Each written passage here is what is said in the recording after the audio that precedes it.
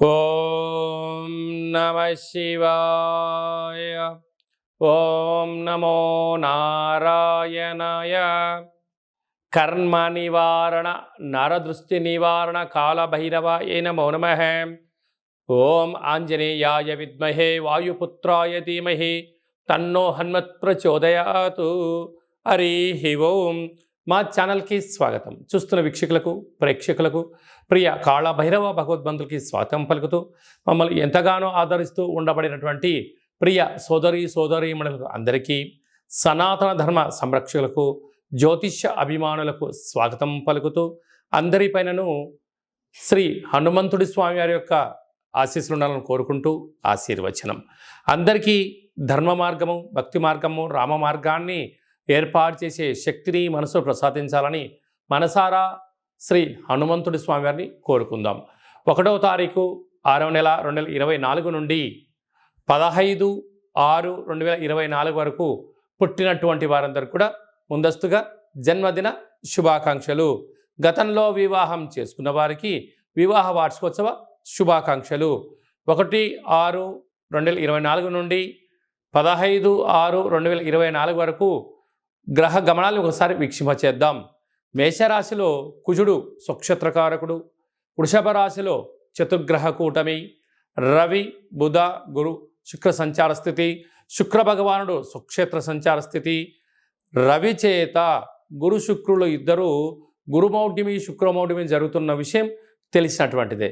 అలాగనే కన్యరాశిలో కేతు సంచార స్థితి, కుంభరాశిలో శని భగవానుడు స్వక్షేత్ర సంచార స్థితి, మీనరాశిలో రాహు సంచార స్థితితో ద్వాదశ రాశుల్లో గ్రహ గమనాలు ఈ విధంగా ఉన్నాయి.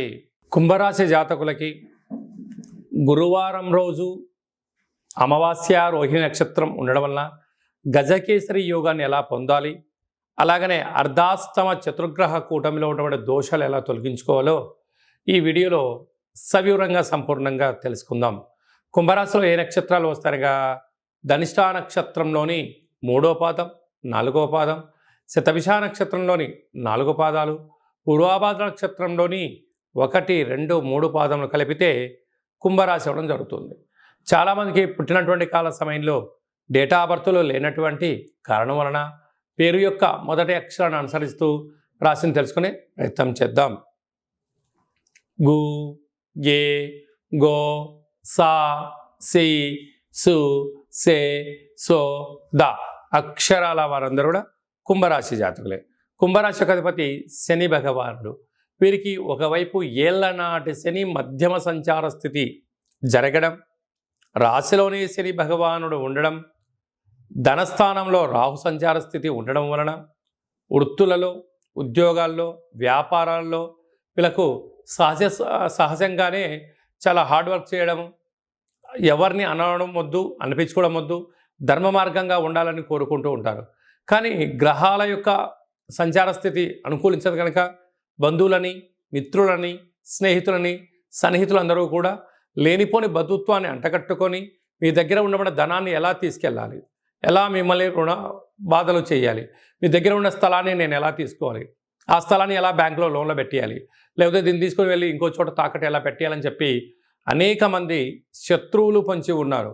కనుక ఇలాంటి కాల సమయంలో మౌనం, ధ్యానం, ఏకాగ్రత మీరు ఉండగలిగినట్లయితే, సున్నితంగా దాన్ని తిరస్కరించగలిగినట్లయితే స్థిర చరాస్తులు పోగొట్టుకోకుండా, ధనాన్ని పోగొట్టుకోకుండా, మీరు పోలీస్ స్టేషన్లు, కోర్టు మెట్లు ఎక్కకుండా ఉండే పరిస్థితి చాలా అధికంగా ఉంటుందని చెప్పి గమనించాలి.